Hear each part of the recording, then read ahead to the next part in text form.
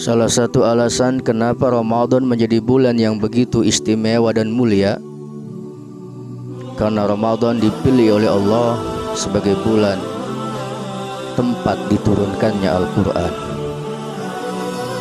Allah Subhanahu wa ta'ala menyatakan, Syahrul Ramadan alladzi unzila fihi al-Quran hudal linnasi wa bayyinatin minal huda wal furqan. Bulan Ramadan adalah bulan di mana diturunkannya Al-Quran pertama kali sebagai petunjuk buat kita manusia dan sebagai pemberi penjelasan-penjelasan tentang petunjuk itu dan sebagai pembeda antara yang hak dan yang batil. Karenanya salah satu amalan yang sangat dianjurkan oleh baginda Rasul agar kita lakukan di dalam mengisi hari-hari kita di bulan Ramadan ini adalah dengan memperbanyak membaca Al-Quran. Beliau bersabda, Iqra'ul Quran fa innahu ya'ti yaumal qiyamati syafi'an li ashabi. Bacalah oleh kita Al-Quran, karena Al-Quran yang kita baca kelak akan menjadi penolong kita. Imam Bazzar dalam kitab La'ali Masnunah mengisahkan bahwa saat nanti kita meninggal dunia, saat keluarga kita menangis, saat orang-orang sibuk untuk mempersiapkan segala sesuatu untuk mengurus jenazah kita, saat itu tiba-tiba datang sesosok makhluk tampan menghampiri jenazah kita, duduk di atas kepala kita, diangkat jenazah kita untuk dimandikan, kemudian dikafankan.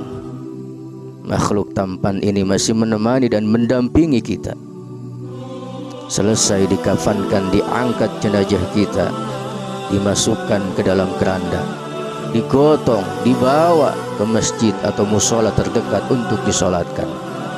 Makhluk tampan ini masih setia menemani dan mendampingi kita. Selesai disolatkan, dibawa jenazah kita menuju ke pemakaman, dimakamkan kita saat itu, dan selesai dimakamkan, seluruh orang-orang yang mencintai kita dan kita cintai meninggalkan kita seorang diri. 7 langkah orang-orang yang mengantar kita meninggalkan kita. Saat itu ja'al malakanil muwakkalani bika wa huma munkarun wa nakir. Saat orang-orang yang mengantarkan kita meninggalkan kita, datanglah 2 orang makhluk Allah yang bernama Munkar Nakir. Mereka ditugaskan oleh Allah untuk bertanya kepada kita. Tapi saat Munkar Nakir hendak bertanya kepada kita, Munkar Nakir heran karena melihat ada sesosok makhluk tampan mendampingi kita.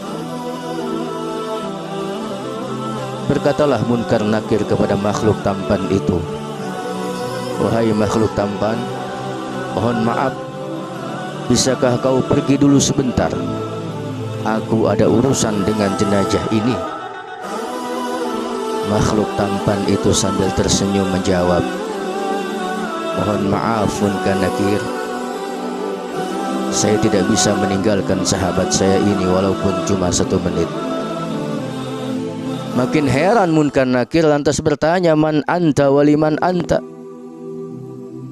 Siapa engkau sebenarnya, hai makhluk tampan? Dan mengapa engkau menemani jenazah ini? Makhluk tampan itu pun tersenyum, kemudian menjawab, perkenalkan wahai Munkar Nakir, anal Quran, saya adalah Al-Quran. Bagaimana mungkin saya tega meninggalkan sahabat saya ini?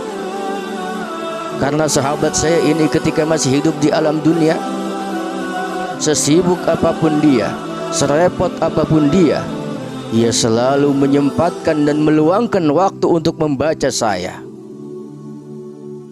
Maka bagaimana mungkin saat ini saya meninggalkan dia seorang diri?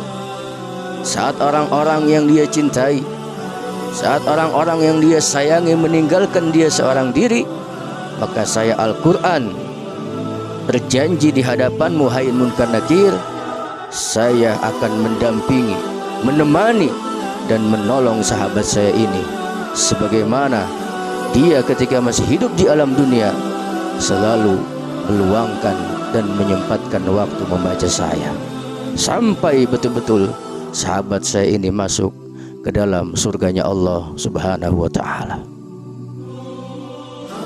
Subhanallah.